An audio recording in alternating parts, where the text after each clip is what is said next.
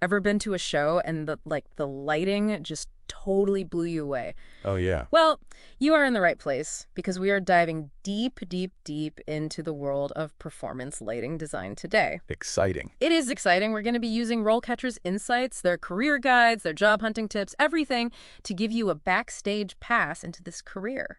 Yeah, it really is more than just pretty lights, Right. right? It's about setting the mood, guiding your eye as an audience member, Mm-hmm. even making you feel things. You don't think about that just from a scene change. It's true. Yeah. And RoleCatcher calls these lighting designers masters of light. Ooh. Which, okay, yeah, a little dramatic, but it is about taking that director's vision and literally illuminating it. It is a powerful thing, lighting. It is, it is. But we're not here for buzzwords. We want the real deal. So walk us through what a performance lighting designer actually does, like day to day, or should I say night to night? That's a good point. It's not a 9 to 5. Right. It starts way before the curtain even rises. Okay. You're digging into the story, the emotions, the overall vibe the director wants to evoke.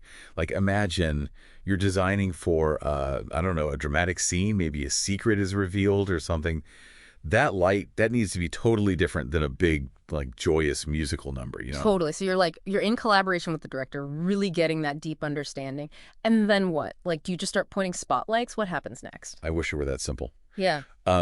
We use a lot of software, actually, to create these lighting plots. Think of them like blueprints, but for light. Yeah. And every instrument, whether it's a sharp-edged spotlight or a soft wash of color, it all gets put on that plot. Oh, yeah. And we got to think about not just the look, but like, will those stage lights wash out the costumes the actors are wearing?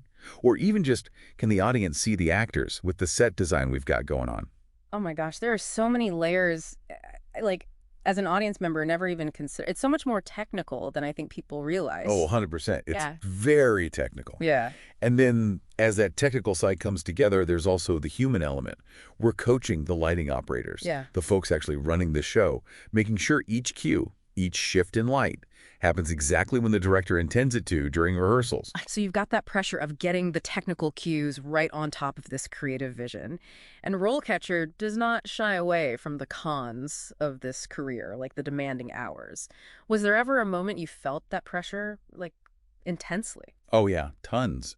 But I'm remembering this one production. It was a really technically ambitious show with moving lights, haze effects, you name it. Uh-huh. We had this crazy complex scene where the lighting had to sync perfectly with a rotating stage and live music was happening at the same time. Oh, wow. We were up until like 3 in the morning the night before opening, just tweaking those cues to get it perfect. Intense. You're like a stage technician, an artist, and a time management guru. That's a good way to put it, yeah. All in one. But you know what? Even with the crazy hours and the pressure, when that scene finally came together perfectly, the audience gasped. The director was thrilled. Okay. It was all worth it.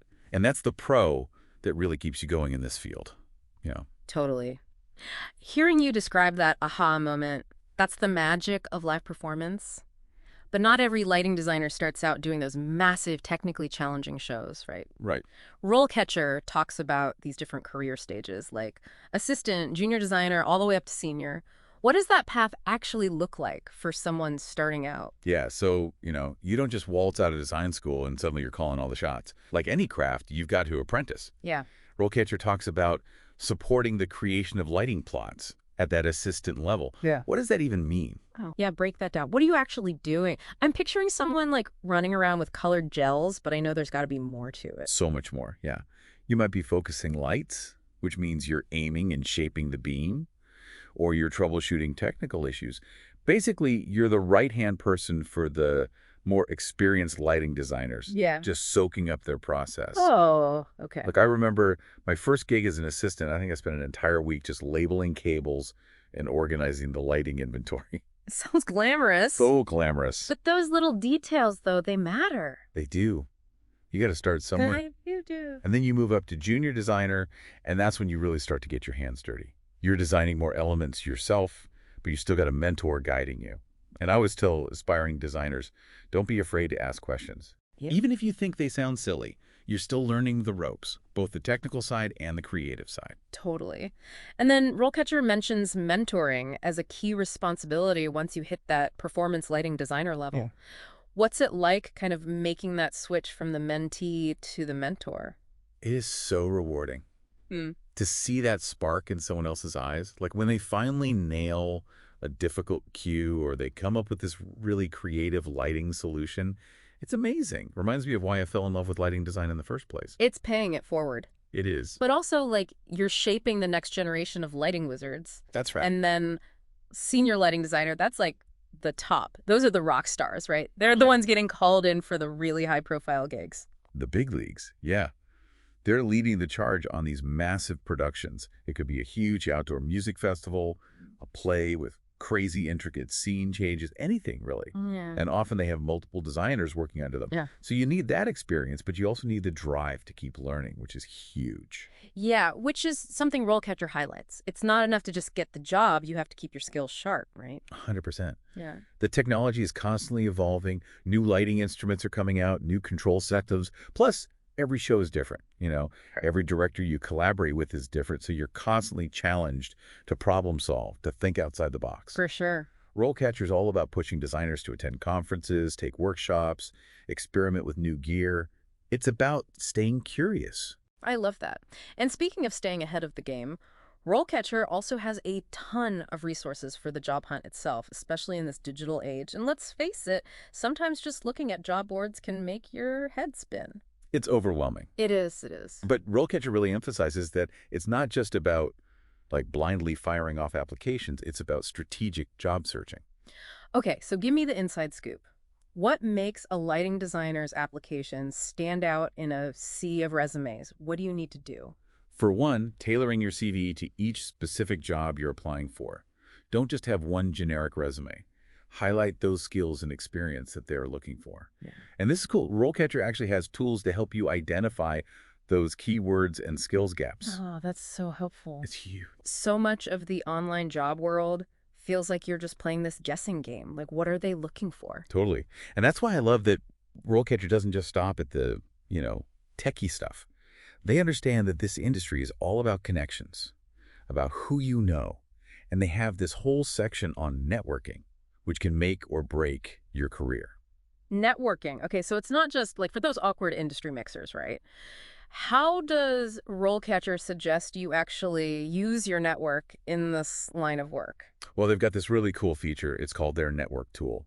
And it's like basically a CRM, but it's for your career. Oh, okay. So you can keep track of everyone you've met, what you talked about. Super helpful after, like a frantic networking event where you've talked to a million people. Totally, when you're like, wait, who is that person? Exactly. Yeah. And RoleCatcher also emphasizes that networking isn't just, going around asking for favors. Right. It's about building genuine relationships, reaching out to lighting designers you admire, maybe just for a quick chat or like an informational interview, can give you really great insights. It's about learning from the best, expanding your own network, even if it doesn't, lead to a job right that second. Exactly. Yeah. And sometimes those conversations can spark new ideas. Totally. RoleCatcher reminds us that those lighting design skills, those can actually translate to other fields like sound design, which has its own whole world of technical stuff. Yeah, totally. Or even like pyrotechnics, which is cool. Hold on, wait, pyrotechnics. Okay, Yeah. that is not a career path I was expecting. It's pretty wild. What would a lighting designer, like, what would you even bring to that world? Well, it's more connected than you'd think. Yeah. Both fields, you really need that understanding of timing, of spatial awareness,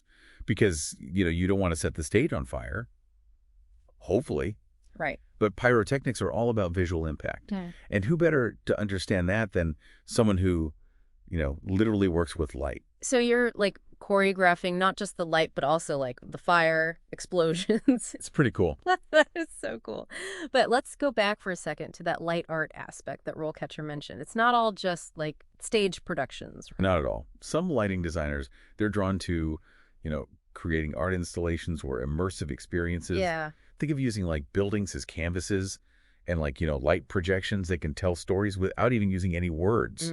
That's amazing. So you could be working on a concert one day and then an art gallery installation the next. Exactly. And that's what I love about it. That's so cool. So it seems like with lighting design, the only limit is really your imagination and maybe, your budget sometimes. That's the truth.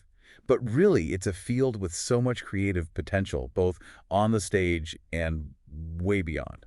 Well, I think we've illuminated some very exciting possibilities today. We did. For our listeners out there, all those aspiring lighting designers, what's one actionable step that they can take, like today, to start moving towards this career? Well, RoleCatcher is a fantastic place to start. I mean, dive into their career guide, play around with the tools we talked about, Mm. and don't underestimate the power of just reaching out to someone already working in the Oh, field. that's such good advice. Most lighting designers, they love to share their passion with someone who's eager to learn. I love that.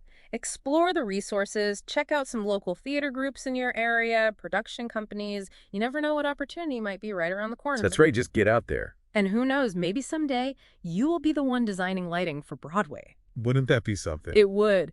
And on that note, it's a wrap for this deep dive into the world of performance lighting design. Until next time, keep those creative sparks shining bright.